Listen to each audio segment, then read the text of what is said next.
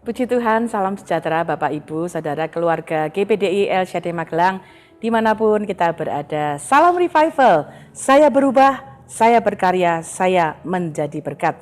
Mari kita mendengarkan, merenungkan firman Tuhan, mengizinkan itu mengingatkan kita dan kita sama-sama berubah untuk menjadi serupa dengan apa yang Kristus harapkan, kita berubah seperti Dia. Hari ini mari kita belajar Amsal 29 ayat 19 menyatakan demikian. Dengan kata-kata saja seorang hamba tidak dapat diajari, sebab walaupun ia mengerti namun ia tidak mengindahkannya. Ya, ada dalam terjemahan yang lain dikatakan demikian. Teguran saja tidak cukup untuk memperbaiki kelakuan seorang budak. Meskipun dia mengerti, dia tidak akan berubah, ya. Salomo menuliskan satu bagian ya tentang bagaimana keadaan seorang hamba yang kemudian sudah diberitahu, sudah diajari ya, tetapi ternyata dia tidak memahami, ya, tidak dapat mengerti ya karena dia tidak mengindahkannya dan tadi kita baca itu tidak akan mengubahkan dia. Nah, hari ini mari kita belajar ya merenungkan bahwa hidup ini kita berhadapan dengan banyak sekali peraturan ya. Dalam apa yang diajarkan oleh Salomo, dituliskan oleh Salomo memang dalam hubungan Tuhan dengan hamba, orang ada yang di bawah otoritas, orang-orang yang bekerja ya. Ada banyak peraturan-peraturan yang kita hadapi dalam hidup, baik di rumah, di tempat kita bekerja, di sekolah, bahkan di gereja gitu ya. Nah, kita belajar bahwa ternyata ketika berhadapan dengan peraturan-peraturan ini ada orang-orang yang ternyata enggan atau susah diatur ya. Jadi bahkan dapat dimasukkan dalam kategori melakukan pemberontakan atau pembangkangan terhadap peraturan yang didengarnya. Nah, hari ini mari kita belajar tentang hal ini ya dengan satu tema susah diatur gitu ya. Nah, kita termasuk orang yang mana kita akan belajar dari hal-hal ini.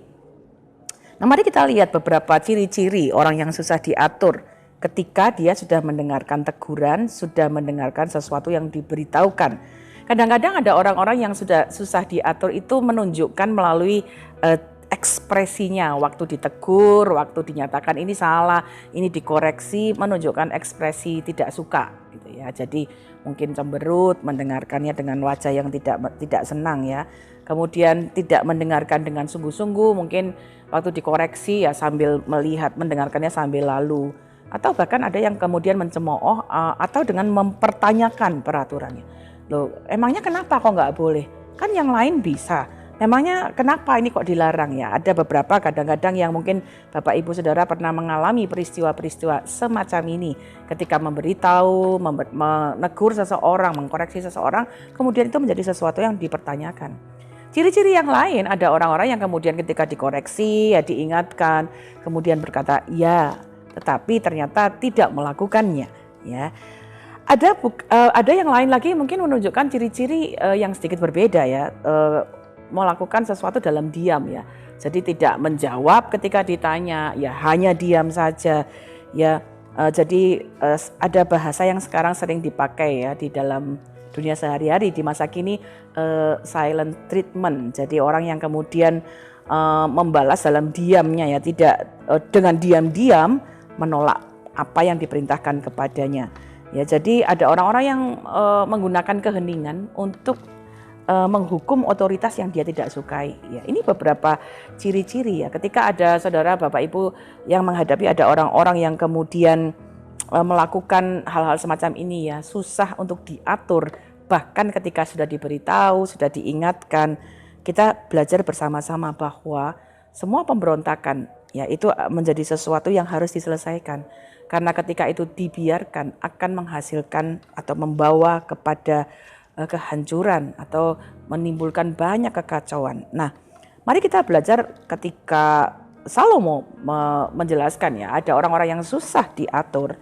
Apa yang dapat kita lakukan? Yang pertama, dalam hubungannya ketika ini pengaturan di dalam konteks pekerjaan seperti yang dijelaskan oleh Salomo. Ketika Bapak Ibu Saudara mungkin menghadapi hamba-hamba atau pegawai atau orang-orang yang di bawah otoritas kita kemudian tidak mau diatur ketika bahkan mereka sudah diberikan koreksi, tentunya mereka harus menerima sanksi atau disiplin. Amsal 19 ayat 29 berkata demikian, hukuman bagi si pencemooh tersedia dan pukulan bagi punggung orang bebal.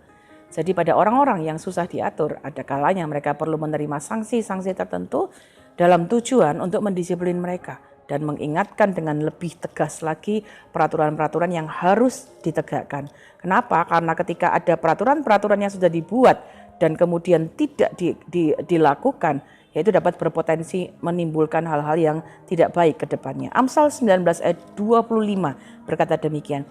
Jikalau si pencemooh kau pukul, barulah orang yang tak berpengalaman menjadi bijak.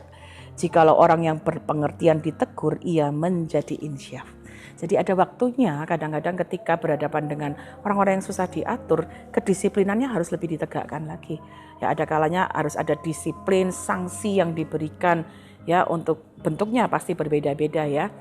Untuk kemudian mengingatkan mereka kembali bahwa ini peraturan loh, harus diikuti dan itu untuk kebaikan ya. Nah, itu adalah hal yang pertama. Tetapi ternyata ada orang-orang yang kemudian sudah berhadapan dengan disiplin, mungkin sudah menerima sanksi ya. Sanksinya bukan hanya 1 kali, bisa 1, 2 atau bahkan 3 kali. Kita belajar bersama Bapak Ibu yang bekerja di dalam perusahaan, bahkan mungkin sudah sangat familiar atau biasa dengan istilah SP atau surat peringatan. Itu biasanya diberi sebanyak maksimal 3 kali. Dan itu pun menjadi sesuatu yang kita belajar dari firman Allah. Orang yang susah diatur, bahkan ketika dia sudah diingatkan, sudah diberi disiplin, sudah diberi sanksi, tapi tetap susah diatur, akhirnya harus berhadapan dengan pemutusan hubungan kerja. Jadi memutuskan kerjasama dengan orang-orang yang susah diatur bukan menjadi sesuatu yang tidak dibenarkan ya. Kalau kita kemudian menghadapi itu baik di dalam dunia pekerjaan atau hal-hal yang kita hadapi sehari-hari. Ada satu perumpamaan yang mengatakan begini, kalau ada satu apel yang rusak dan itu dibiarkan dalam satu karung yang berisi apel yang sehat atau apel yang segar, apel yang busuk itu lama-kelamaan akan membuat apel-apel yang sehat atau segar itu juga ikut menjadi busuk. Ini sebuah perumpamaan tentang ketika ada satu orang yang susah diatur, yang enggan diatur, kemudian dibiarkan atau tetap berada dalam komunitas, itu bisa membuat satu pemberontakan secara diam-diam yang akan merugikan otoritas Anda sebagai pemimpin gitu ya. Jadi kalau Bapak Ibu Saudara mempunyai pegawai ya atau orang-orang di bawah kita yang kemudian suka mencemooh, tidak dapat dikoreksi, ternyata mereka juga harus berhadapan dengan pemutusan hubungan kerja. Amsal 22 ayat 10 berkata demikian, usirlah si pencemooh, maka lenyaplah pertengkaran dan akan berhentilah perbantahan dan cemooh.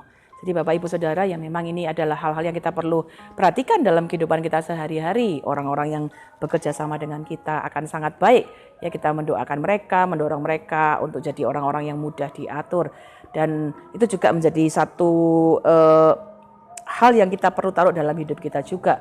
Apabila kita juga yang menjadi pegawai, kita yang berada di bawah otoritas orang-orang tertentu, jadilah orang yang mudah diatur. Nah, apa yang tertulis hari ini menjadi orang yang berhadapan dengan peraturan, ternyata juga kita perlu taruh itu di dalam keluarga kita ya, pengaturan keluarga.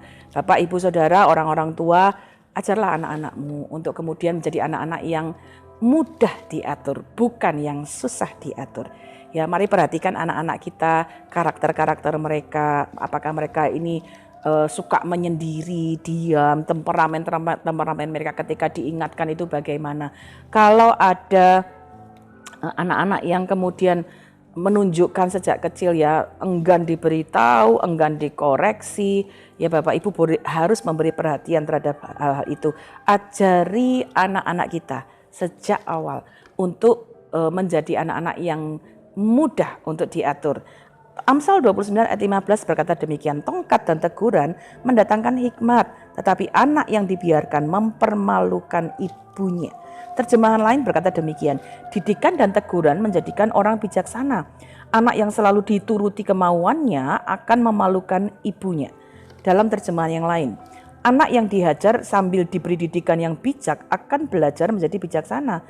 Tetapi anak yang dibiarkan berbuat semaunya akan mempermalukan orang tuanya. Jadi ada satu catatan, anak-anak yang sejak kecil dibiarkan, kita sedang mengizinkan dia untuk menjadi orang yang susah diatur nantinya. Karena itu tetap kita belajar menolong anak-anak kita ya, untuk kemudian ajari anak-anak kita, bahkan dari cara mereka menerima teguran-teguran yang diberikan orang tuanya, koreksi. Ya, ajar anak-anak jangan membuat ekspresi yang merendahkan orang tuanya. Amsal 30 ayat 17 berkata demikian, mata yang mengolok-ngolok ayah dan enggan mendengarkan ibu akan dipatuk gagak lembah dan dimakan anak Raja Wali. Ya, anak-anak yang tidak dilatih untuk menghormati peraturan, ya mereka justru akan mengalami kehancuran. Ya, jadi anak-anak perlu dilatih untuk tidak memanipulasi orang tuanya, bahkan juga dengan air mata. Ya, ada anak-anak yang kadang-kadang dikoreksi sedikit langsung nangis, dan kemudian orang tua karena melihat anaknya menangis jadi tidak jadi menegur. Ya, itu sesuatu yang kita perlu latih dalam kehidupan anak-anak kita, supaya mereka tidak mengelabui orang tua dengan pura-pura menangis, padahal kemudian ketika menangis dan orang tuanya tidak meneruskan disiplin, itu menjadi sesuatu kesempatan untuk dia melakukan hal-hal yang tidak sesuai dengan kehendak Tuhan ya, melalui orang tua. Suami dan istri, belajarlah juga untuk saling menerima koreksi satu dengan yang lain. Bisa jadi ada hal-hal yang keliru satu dengan yang lain. Mari menjadi suami dan istri yang juga dalam tanda kutip ya tidak sulit diatur, sehingga keluarga kita dapat berjalan dengan baik. Yang terakhir, dalam kehidupan Kristen kita pun ya, Tuhan ingin kita menjadi orang-orang Kristen yang memuliakan Tuhan dengan cara bagaimana kita menjadi orang-orang yang ketika ditegur, ketika diberi koreksi, menyatakan keinginan kita dengan sungguh-sungguh untuk kemudian mengakui kesalahan kita, kemudian kita meninggalkan hal-hal yang tidak berkenan kepada Tuhan. Kita menjadi orang-orang yang bukan saja merasa sedih dengan dosa kita, tapi kita mengakui dosa kita, mengakui kebodohan kita, dan segera berpaling kepada Tuhan. 1 Yohanes 1 ayat 9 berkata demikian, jika kita mengaku dosa kita, maka ia adalah setia dan adil, sehingga ia akan mengampuni segala dosa kita dan menyucikan kita dari segala kejahatan. Mari jadi pribadi-pribadi yang mengasihi Tuhan, supaya hidup kita boleh juga menjadi hidup yang secara Kristiani. Kita mengikut Tuhan. Tuhan adalah Tuhan atas hidup kita. Kita adalah hamba-hambanya Tuhan.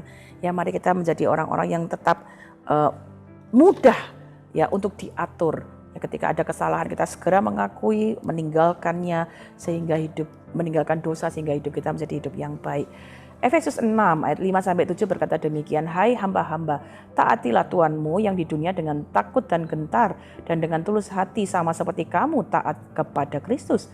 Jangan hanya di hadapan mereka saja untuk menyenangkan hati orang, tapi sebagai hamba-hamba Kristus yang dengan segenap hati melakukan kehendak Allah, dan yang dengan rela menjalankan pelayanannya seperti orang-orang yang melayani Tuhan dan bukan manusia.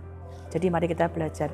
Jadi kita harus jadi orang Kristen yang cepat untuk kemudian mendengarkan ketika ada koreksi, lalu cepat untuk kemudian mengakui kesalahan kita dan cepat memperbaikinya. Kita bukan sulit diatur, tetapi mudah untuk diatur, menjadi anak-anak Tuhan yang kemudian mengalami berkat Tuhan karena kita mau menjadi orang-orang yang taat. Puji Tuhan. Terima kasih Bapak Ibu Saudara telah mendengarkan Renungan 79, kiranya dapat menjadi berkat bagi kita semua. Bagi Bapak Ibu Saudara yang ingin didoakan untuk pokok doa tertentu atau memberikan kesaksian, mujizat, kesembuhan, pemulihan keluarga, mari sampaikan itu di chat WhatsApp 0813 2742 0088. Tuhan akan menolong kita semuanya. Mari kita berdoa. Bapa, kami mengucap syukur untuk petunjuk firman-Mu, mengajar kami untuk menjadi pribadi-pribadi yang mudah diatur. Ampuni kami, seringkali kami sulit diatur karena kami mau mengikuti kehendak kami sendiri. Tapi hari ini kami belajar, ya ketika kami sulit diatur itu bisa membawa kepada banyak kehancuran. Tolong kami Tuhan untuk menjadi pribadi yang taat kepadamu, mau lembut hati, ketika kami mendengarkan apa yang Tuhan ingin kami kerjakan, kami mau belajar untuk menaatinya. Terima kasih, berkati seluruh keluarga GPDI El Shaddai Magelang, supaya kami punya hati yang menjadi hati-hati yang lembut, hati-hati yang mau taat kepada Tuhan, hati-hati yang mudah diatur. Bahkan ketika kami harus memperbaiki hidup kami, memperbaiki kesalahan kami punya kerendahan hati untuk dapat mengizinkan Tuhan yang menuntun kami. Terima kasih Bapa. Kami mengucap syukur untuk petunjuk firman-Mu dalam hidup kami. Terima kasih ya Allah. seluruh keluarga GPDI El Shaddai Magelang tahu sekarang bahwa Engkau turut bekerja dalam segala sesuatu bagi kami yang mengasihi Engkau, yaitu bagi kami yang terpanggil sesuai dengan rencana-Mu. Mengucap syukur di dalam nama Tuhan Yesus Kristus. Haleluya. Amin.